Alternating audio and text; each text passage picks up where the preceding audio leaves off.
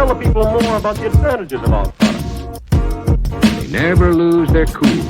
Expand your mind. But I've got a better source of information. Yeah. Happy New Year, everybody. Dirty 30 in the house. Beatdown Brown, my man. E equals MC squared in this piece. How are you, brother? Brother, I'm good. Happy New Year to you. And yeah, man, let's get into the mix for 2025. Yeah, man. Whole lot of stuff going on, a whole lot of nothing going on right now. How was your New Year, by the way? Oh, it was peaceful, fam. You know, nice and quiet. No fanfare. None of that, man. Yeah, we celebrate East Coast time, so 9 o'clock West Coast time, and yeah, man, we avoid all that hoopla for obvious reasons. So yeah, man. How about yourself? Man, so quiet, dog. Called Pops, called my sister and all like that. Hit up a couple folks real quick. I think by 12:30 I was in the sack, man. I got you, man. We're not kids, man. I mean, what we got to stay up for? We know what the next day we got to pay rent. We got to pay all the utilities is due. We know what time it is, man. That's New Year's is completely different when you on top of your square. So yeah, man. Exactly. So, which way we going first? We going to talk about the genius, or we going to talk about the idiot right now? Let's go with the genius, man. Let's start positive and then do the flush. Okay. Start positive, man, and then flush it out. So Questlove is at it again, man. Questlove got yet another documentary up. My man is transitioned well into the fact of going into the historian of making sure our stories get told.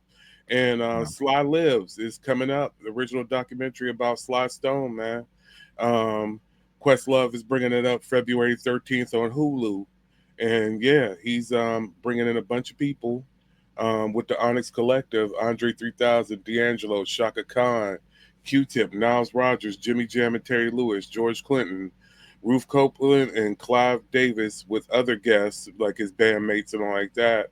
Larry Graham and George Erico, Jerry Martini, and they're all going to pop up and talk about the late great, man. How you feeling about it? What you looking at, man? I don't even know how do you classify Sly? Because to me he was a little bit of everything. Rock, punk, definitely soul. But damn, he did it all.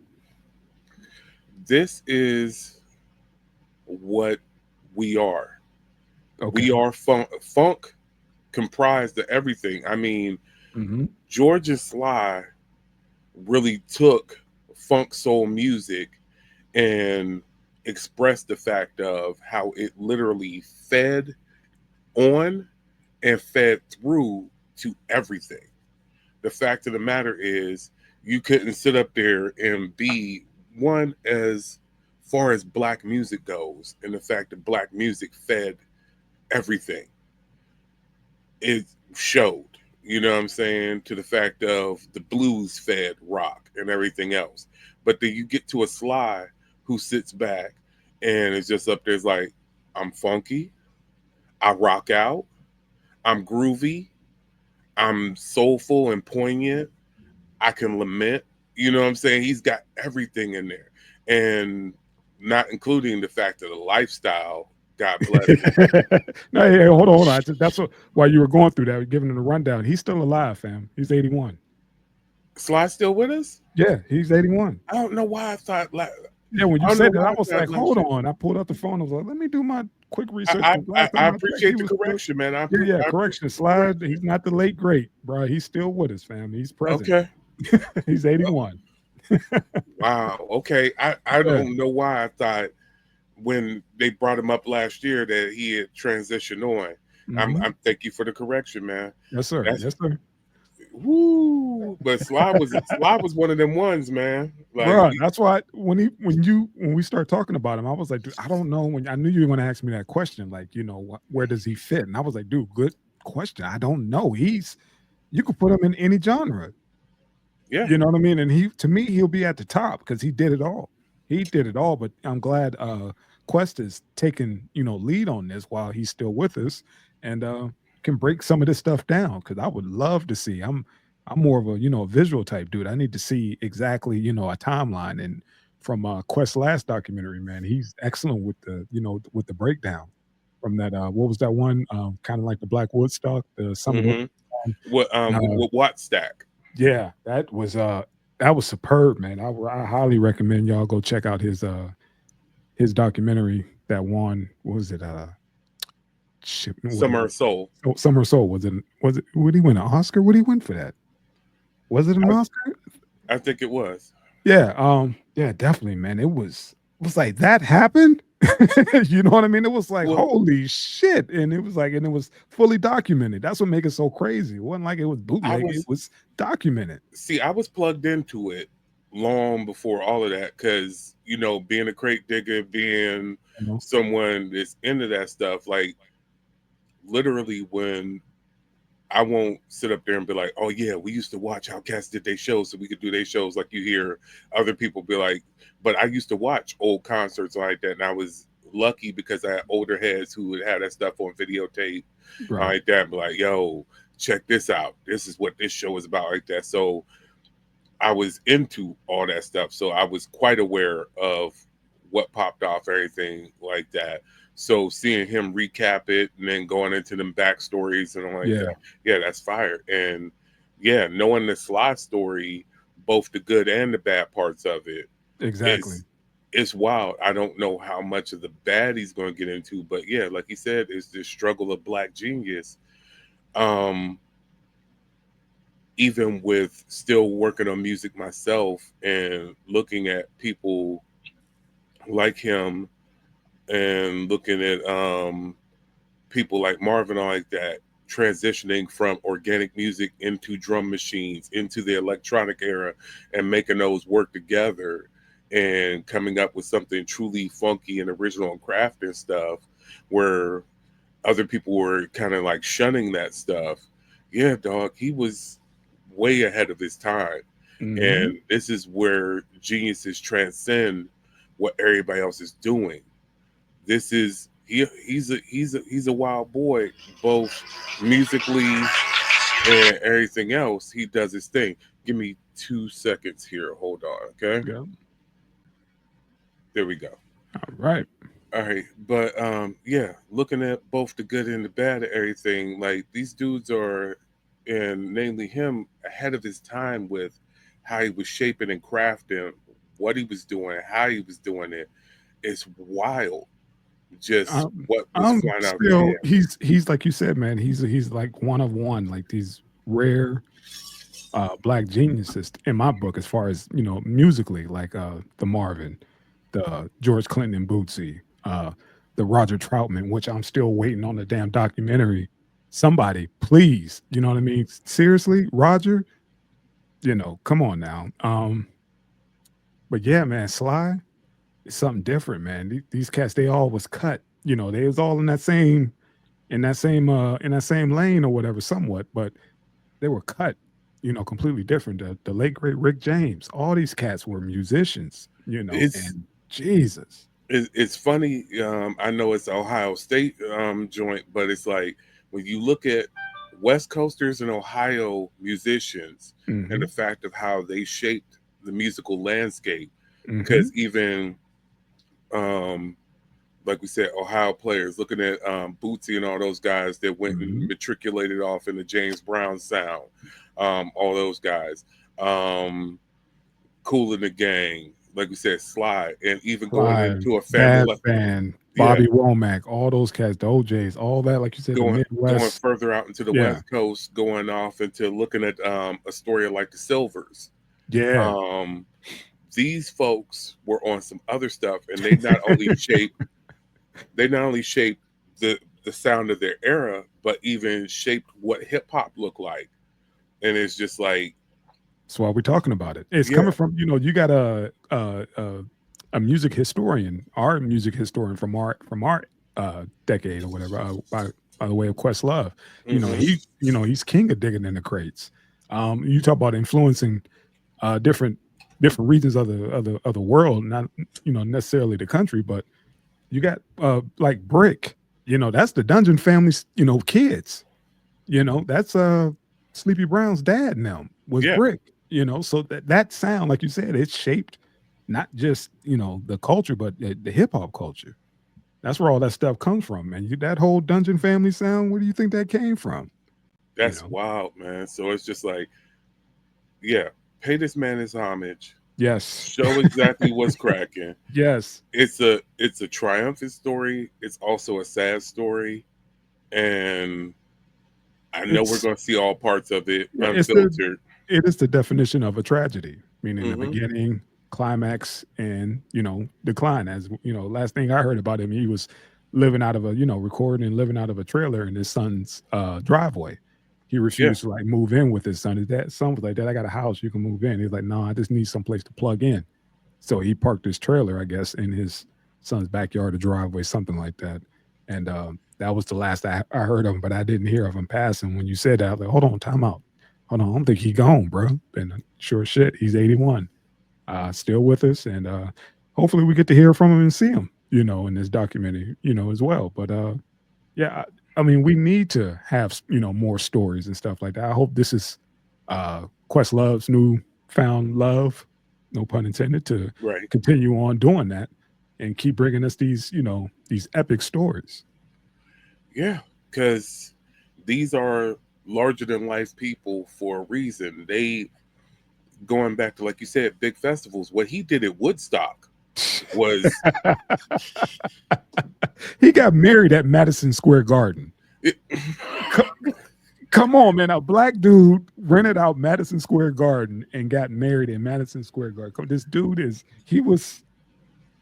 hey, man, he was that dude. He was that Kanye before dude. Kanye, man. Yeah, man, he was that dude, man. Original. Like I said, how many stories we hear? Like every 5 years, we get a new Elvis movie. Damn, we get Yeah, it, man. We get it. we So understand y'all love who y'all love, but right. understand how one our dudes shaped the culture. They everything y'all love. We talk Stop about saying shape. We are the culture. it. Okay, that Pretty just say much, it. it's built. It's We built off our backs. hey, you could go there. Okay, It's built off our backs. It's literally like everything y'all love, everything y'all stand on, what y'all humming, what y'all grooving to, is what came off our backs. And this is one of those huge epic stories of, yeah, it's. I think what really comes up, besides the fact of we sit back and we're like, oh, we ain't telling our stories. We don't like to air our dirty laundry like that. We like as much as we're able to, we like to clean up the story. We like to sanitize it a little bit before it hits out there. It's like Mhm. Yeah, but you there's think about gonna all the mainstream white greats. Ask them who they listened to when they grew up. they You know what gonna I mean? tell you. I mean, just go there and then you see where we're coming from with it. We, That's all. And again, like you said, we don't toot our own horn. We let history do that. Let those who were influenced come out and say, "Hey, no, this is my Mount Rushmore of favorite artists." Right here, and you're like, "Oh, we I notice a certain pattern here." mm-hmm. Oh, come on, man. We spoke on this on the last grouping of shows when everybody's favorite M told y'all, hey man, Red and Tretch is who made me. Right, right. Red and Tretch is who made me. Hmm. Like y'all love me, but go back and go back and listen to them cats, and you'll understand why you Understand got why what you got here. exactly, and not just that. And He could go to a particular song and be like, "I mhm, wanted that cadence. That's how I wanted to spit." He's like, "I couldn't figure out how he did it, but I sat back and I listened to it, and I was like, okay, I got it." So yeah, yeah, and it's the same thing when it comes to funk, when it comes to soul, when it comes to everything else. When you see the fact of the Red Hot Chili Peppers, when Flea is up there like, "Yo, man, I wanted to figure out how I was going to hit that Larry Graham bass line. see, I see, wasn't thinking about. I was figuring out how I'm going to do that." Hey, the fact of the matter is, like, yeah, we got a drummer, but we went and copped a drum machine on top of our drummer because I wanted to have that groove out like that. and we doing covers of Sly joints. Like, look, like for real, y'all, why y'all doing Thank You for Letting Me Be Myself Again? Because that shit was hard. That shit was hard. And as a musician, you respect that. And it was like, dude, that's my bar.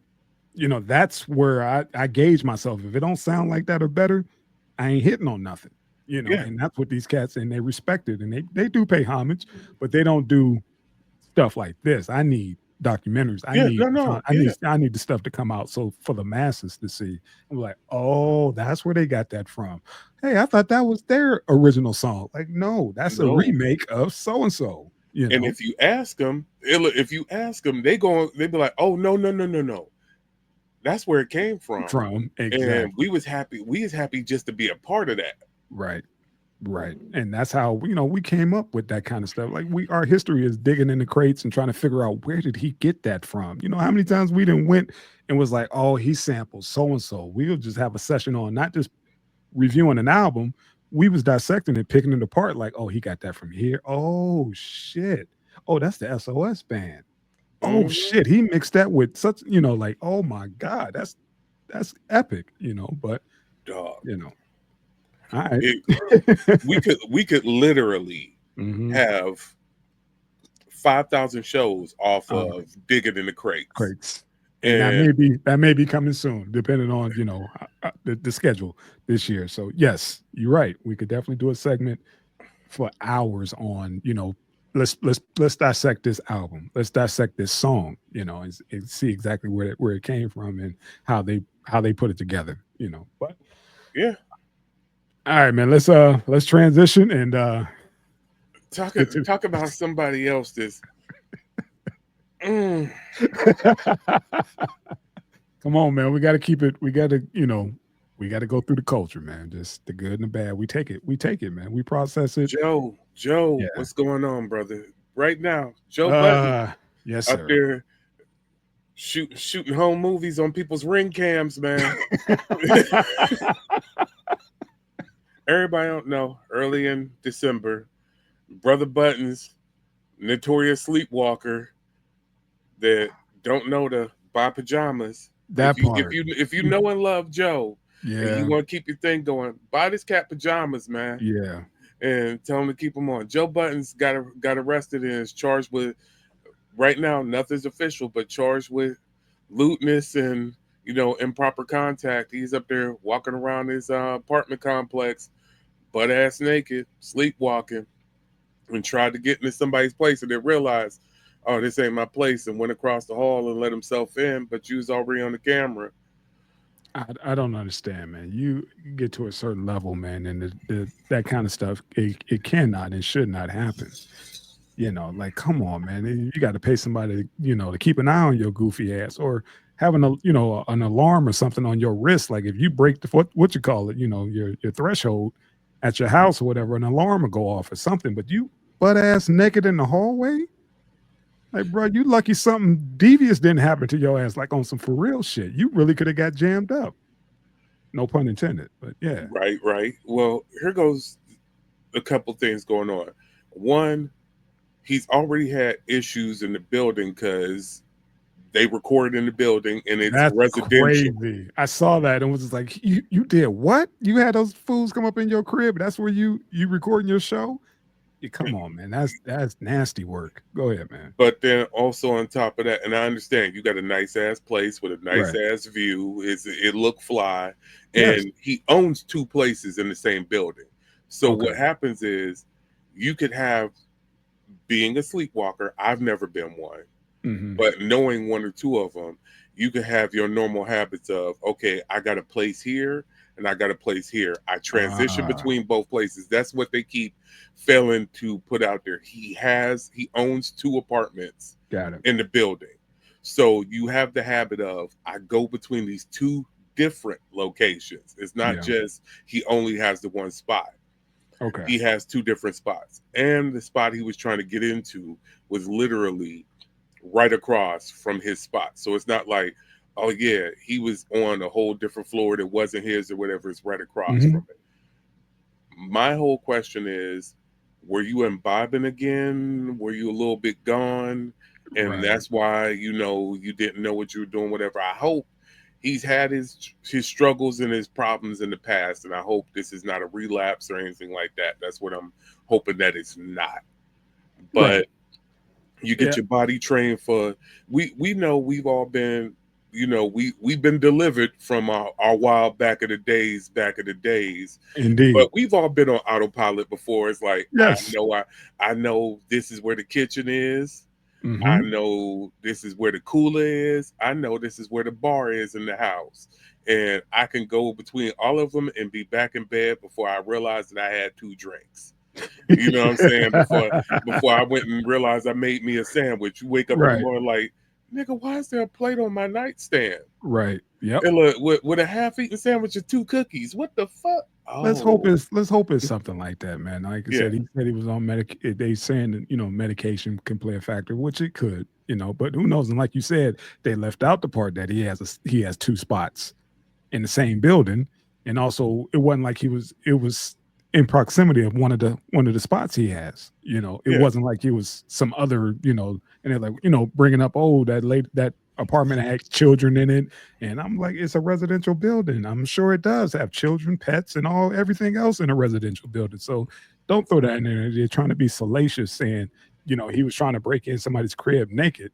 And it was like, man, I'm assuming something was off with him. I don't think he was of his sound mind of doing some stuff like that. And they're up there like, oh, kids saw it like that. Like, all right, at my pop's crib, literally, minute his doorbell go off, it pops up on his phone. Right. If his doorbell goes off because, we got whatever, it pops up on my phone and I don't live nowhere near him. See? Like literally, I could tap the screen right now and be like, oh, somebody's at your door. Right. Whatever. Oh, they stopped by, whatever, because he set it up that way. So the fact of the matter is, that's what those do, is they pop up on every phone that has access. If you got little kids, I understand for security's sake, be able to watch the door or whatever, but you have the separate screens for that too.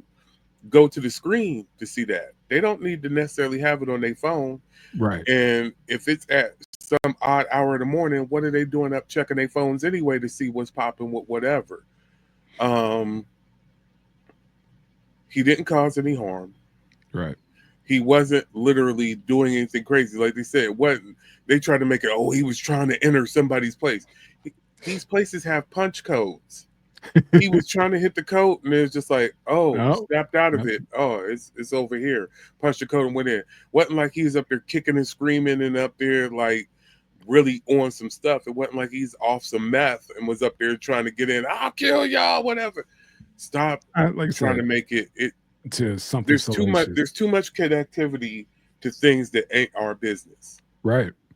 Alexa, I have a incident that I was in, part of somewhat, working security at a casino, and some dude messed around. You know how when you go into a hotel room, as soon as you go in and like towards the right, as soon as you go in, there's the restroom. Then you go past, the TV on the left and the beds are a little bit further or whatever. Well, old boy got out of bed and he opened up the front door. That door, he bypassed the bathroom that would have been on his left and went outside, and the door slammed behind him. Oh. Mind you, he's in his tighty whities. Now he's sleepwalking, like you said, thinking he knew where to go to the bathroom, go take a leak, and then hurry up and get back into bed. Now he didn't come down the escalators to the casino floor in his drawers, and they're telling him like, hey man, I'm working security. Like, you got to go get that dude. You can't be on the floor with no damn. I'm like, what you mean no shoes? I'm like, he ain't got no clothes on. He just got his drawers. I was like, how am I supposed to ID him? And he was like, man, you got to go get him. So I'm walking with him and I'm hitting him with my shoulder because I don't want to touch. He, white dude or whatever. He ain't little hair on him or whatever. So I'm trying to guide him with my shoulder. Like, hey man, you got to go to the front desk, man. You got to, try to, locate your room or whatever. And he went to the front desk, still mumbling or whatever. 15 minutes go by, his wife come down and was like, he got up to go pee or whatever and never came back to bed. I'm looking high and low for him. I came down to get security. And, she's scolding this dude out and she bring him back upstairs. I was like, thank God. I'm glad he didn't like come from outside. You know what I mean? Like he actually stay here. But how do you ID a man? He ain't got nothing on but his damn, tighty whities.